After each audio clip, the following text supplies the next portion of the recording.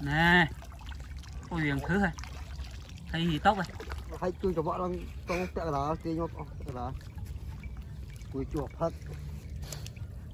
na không lấy cái bong lần này không mới thấy vào gỗ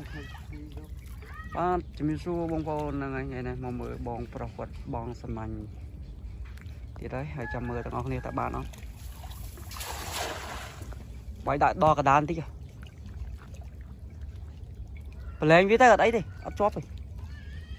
cái này nó anh bong ấp chóp lên nhóm đã tới lên chóp rồi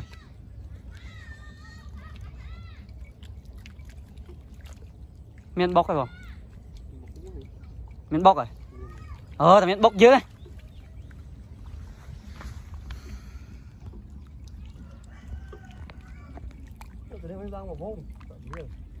khơi món rồi cái cô mà làm tiền ai trúng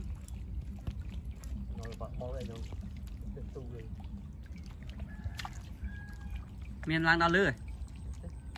vốn không thấy nữa.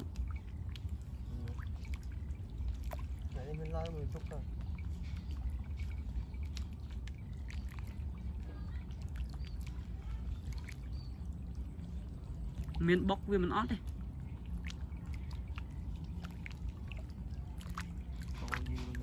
đấy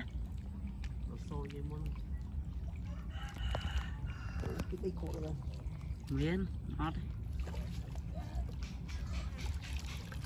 nè ôi viền thứ này thấy gì tóc này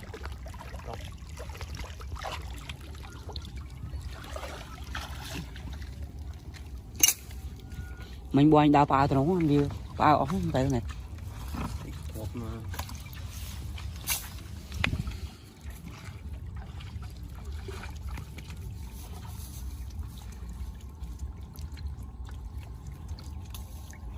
thử để bong chút đấy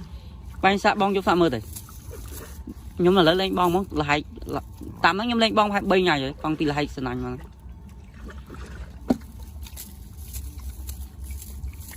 rồi một ngày muốn trong một cái lấu à nè tên ơn anh con đó làm xô rồi bu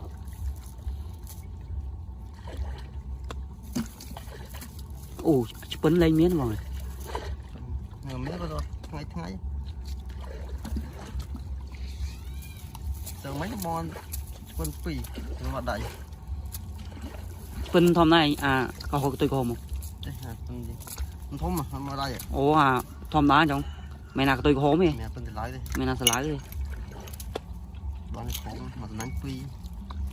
mà phi đó mà nó có ố đây